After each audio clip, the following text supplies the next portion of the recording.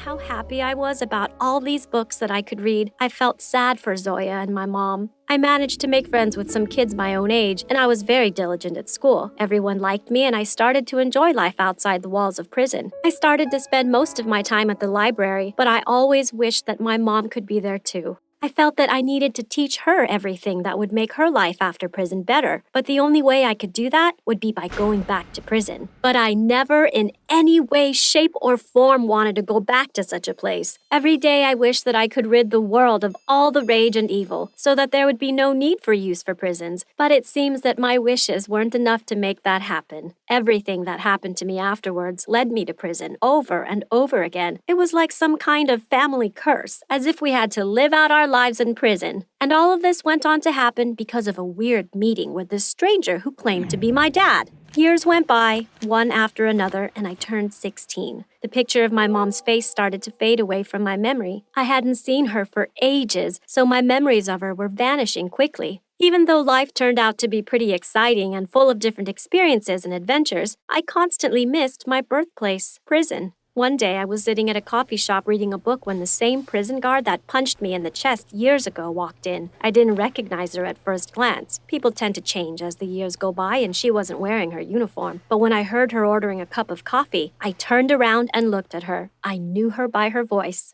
I still remember what she told me on my last day in prison. If you want to survive outside these walls, you have to first survive in here. Life outside isn't that different from life in here. Believe me when I say that a prisoner and a prison guard are two faces of the same coin. You might see officers as the good guys and prisoners as the bad guys, but let me tell you this. As a girl who was born and raised in prison, guards are normal people who live in the same neighborhood that prisoners come from. The only difference is they have better luck. I got up from where I was sitting and went to sit next to her at the bar. I started a conversation with her. She was my only hope left for getting answers to all of the unanswered questions that I'd lived with for years. "Hi," I said in a faint voice. She stared at me for a few moments like she was trying to figure out where to place me. "Vera, is that you?" she asked in a surprised tone. I was so happy that she remembered me. I was very excited and felt that I wanted to shower her with questions. I could have talked to her for hours and hours, but the first question that I asked her turned her surprised face into a frowned one. I asked her how my mom was. Her answer shattered my heart into pieces. I wasn't expecting the answer that I got from her, especially as I'd thought all these years that my mom didn't want me and that she had had enough of me. But the reality was that my mom was living her days out like some kind of nightmare, missing me so much. The guard told me that she had been mourning our parting every single day since the day I'd left prison, but she was always saying I did it for her own good. If she'd wanted me to leave prison for my own good, then why had she refused to see me every time I went to visit her?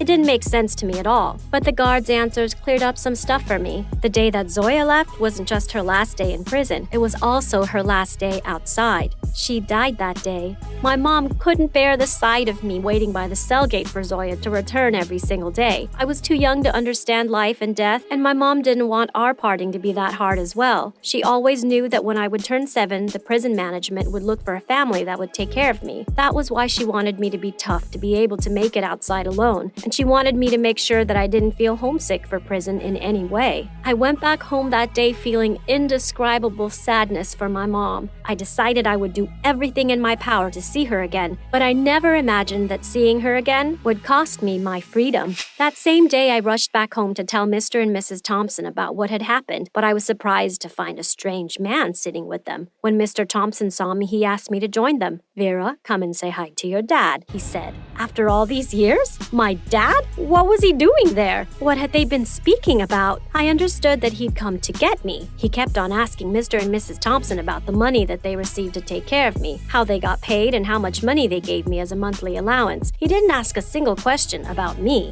It was so weird that I suspected for a second time that he might be a fraud, and when he finally finished his speech saying that he will return the next week to get me, I yelled in the face of everyone present, "He's a fraud! I don't have a dad! And if I had one, he would have come to see me a long time ago." But Mrs. Thompson took me to my room and told me that I really was his daughter, and that he had my birth certificate which proved his claim. There was no way I could refuse to live with him, but the thought of moving in with him really frightened me. Imagine living with a stranger, alone. It seriously terrified me. I said my goodbyes to Mr. and Mrs. Thompson a week later and promised to keep in touch with them. For the second time, I had been forced to leave my family against my will. Well, that man knew absolutely nothing about gentleness. He was foul-mouthed and never stopped swearing. He yelled senselessly at everything. One time he was getting out of his car to go into his house. I watched him through the window while he yelled and stomped, steam coming out of his ears. I was wondering what all the fuss was about until I went out to discover that he was fighting with a tiny mouse that had jumped up in front of him, but it did not stop at that. In addition to all of this, my own dad was using me. Yes, that's right, he was taking advantage of me. The only reason he had come looking for me was because of money. He didn't even think that what he was getting because of me was enough. He forced me to leave school to look for a job at a bar so that he could take whatever money I made while he stayed home watching TV.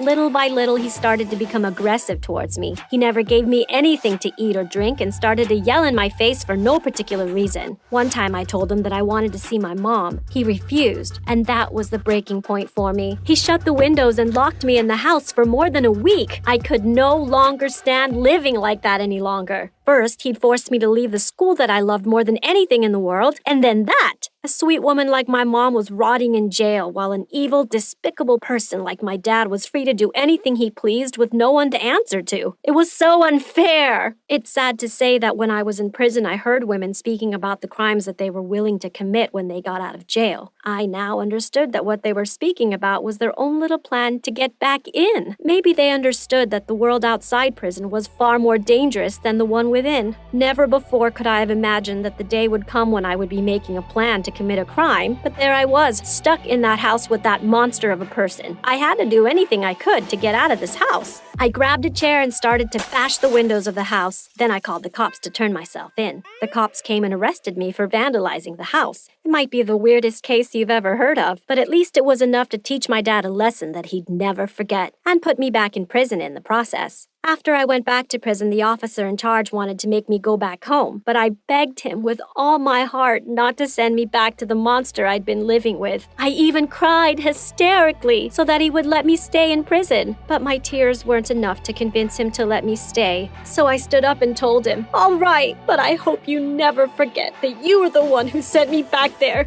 I grabbed the chair and I bashed the window of his office with it. Now will that make me stay? I thought to myself. However, instead of being dragged back to my cell by the guards, the officer in charge asked me to sit down once again and asked me, "Why do you want to stay here so much, Vera?" I told him that my life outside of prison was horrible because of my dad, and that I didn't want anything in this world except to come back and live here in prison with my family whom I had known since I was born. He stood up and said, "All right then, fine." You might be thinking, was it really that simple? Would someone who wants to stay in prison be allowed to do so? The answer is definitely no. That officer only knew how much it meant to me to be able to go back and live with my mom. Plus, it was the only way my dad would lose legal custody over me. The moment when they were escorting me to my cell was even better than when I discovered the school library. Ha! I probably sound like a bit of a freak, right? When my mom saw me, she barely recognized me. I had grown a lot since the last time she'd seen me, but she was the same as before, as if the years that she lived without me by her had stopped the clock for her. When she saw me, she looked away. But when I called her, "Mom," her body suddenly trembled and she lay down on the floor and broke into tears. I ran towards her and hugged her, and we stayed like that for 10 minutes. I broke the silence by saying, "I have come back to live with you." "But how?" she asked me. So I told her the whole story. And that's how I went back to living in prison. I won't say that it was better than my life outside, but at least it was easier than living with that monster that claimed to be my dad. My mom was both happy and worried at the same time. During the period that I stayed in prison, I taught the women in there what I had read and learned from books. I wanted to get the message across to them that life was not confined to good and evil, and that no one can tell you which side you belong to. Only you can decide for yourself to either be good or evil. I turned 18 in prison, which meant that I was free to live under no legal custody. But why would I go back to living outside when my life in prison was better than ever? I decided not to get out unless my mom was with me, but that was not what ended up happening. One day I was wandering around the prison yard when I came across a dignified old woman that I knew very well. She was standing in the middle of the yard alone. She was looking at the sky. That woman was put in prison before I was even born. I approached her and asked, "Are you okay?" She nodded without even looking at me. I asked her, "Why is the sky so amusing to you? What's so exciting about it?" She held my hand in hers and asked me to tell her what I was seeing when I looked at the sky. Clouds, I answered, laughing. She hit me on the back of my head and asked me the same question again. That time I answered with more seriousness. I see an eagle and a plane. She asked me, what is on the plane? So I answered, people. She said, that's right. Now, tell me, where is this plane taking the people on board? I answered, I don't know. Does it matter? It was only then that she stopped looking at the sky and looked at me and said in a very deep and pained voice, you don't understand the true significance of life outside prison, do you? That plane is taking those people somewhere. Life outside of these walls goes by. It moves. It continues. And all of us in here, we remain stuck. We remain still. All it takes for your life to turn upside down is to look at the sky. Within a few minutes, looking at the sky made me change all that I had ever desired in life. Suddenly, the prison that I'd struggled to get back into was no longer the right place for me. I decided to resume my education and to go back to prison only to teach women about what would make their life outside the walls better. And that was exactly what I did. That time I got out of prison once and for all, and I only returned to it to finish what I'd started. I can now say with great confidence that prison made my life better, even when I wasn't a prisoner, and that I made the lives of many of those who were in prison better too, because I believed in the good that was in their hearts. Now I visit my mom in prison every week. I work and I continue my education to improve the situation my mom will find when she gets out of prison. She has been through a lot already, and I refuse to let her get out only to then experience horrible atrocities again. Did you like my story? Please share your thoughts in the comment section below. And don't forget to like this video and subscribe to the channel for more.